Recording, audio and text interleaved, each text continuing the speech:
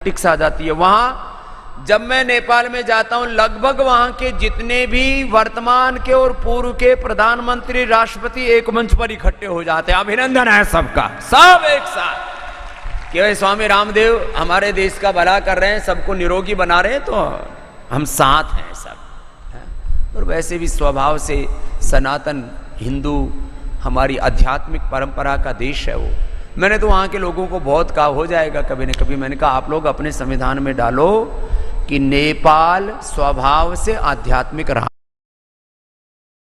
सहमति दी है मेरे को, लेकिन बोले जी लिखने में अब थोड़ा पैसा आ जाता है ना चाइना से, थोड़ा फिर बाधाएं डालते हैं ईसाई मिशनरी, बाधाएं डालते हैं इस्लाम वाले।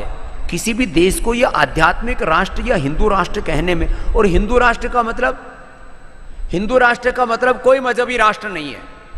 हिंदू राष्ट्र का या सनातन राष्ट्र का या आध्यात्मिक राष्ट्र का, अब हिंदू शब्द में आपत्ति है ना, तो मैं एक नया शब्द देता हूं। भारत स्वभाव से एक आध्यात्मिक देश है, इसमें बताओ किसको आपत्ति है? बकवास करते हैं। ये गजवाए हिंद का मतलब क्या है? अरे मैं तो कल थोड़ी देर टीवी देखा, 15-20 मिनट, फिर बंद कर दिया। मैंने कहा बकवास बंद करो।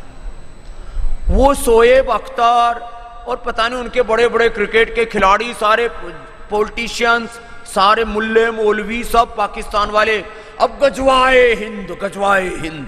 पहले वो सिरतन से जुदा, सिरतन से जुदा, अब गजवाए हिंद। तो मैंने देखा ये मामला क्या है। तो फिर वो इंडिया टीवी पर एक कार्यक्रम चल रहा था, तो बोला हम बताते हैं गजवाए हिंद का मतलब क्या है। बोले 2 फौजें निकलेंगी, एक यूरोप की तरफ जाएंगी, और वो कोई हदीस लिख रखी है। ये हदीसों का भी इन्होंने फजीता करवा रखा, पूरे इस्लाम का भी। इनको मुझे लगता है भी इसमें थोड़ा चेंज करना चाहिए।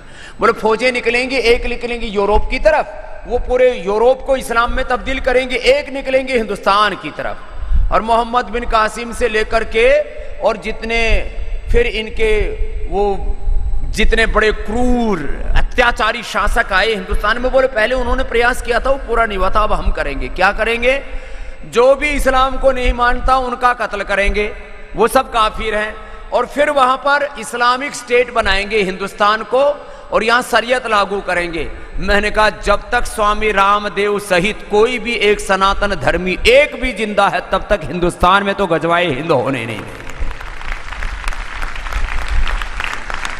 ये क्या बकवास हुआ? बोले सबको खत्म करेंगे, जो इस्लाम को नहीं मानता सब काफिर, और उनको कत्ल करेंगे। मैंने कहा तुम्हारी ऐसी तैसी हो, जमाना चला गया।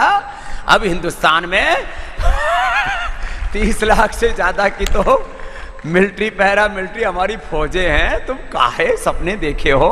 हम अपने हाथ में तलवार और हथियार नहीं उठाते, और तुम चाकू और ये भाले उठा करके, ये बर्छे उठा करके हमको डराना चाहते हो। हिंदुस्तान में अभी कानून का राज है, संविधान का राज है, और हम शासन की व्यवस्थाओं को, संविधान की व्यवस्थाओं को मानते हैं। ये फालतू में लेकिन इनके इरादे देखो। मैं सोचता था कुछ अनपढ़ लोग शायद ऐसे सोचते होंगे, तो पढ़े लिखे भी ऐसे सोचते। क्या करेंगे, छोड़ो, ये तो एक दूसरा मुद्दा है, उसका भी इलाज करेंगे।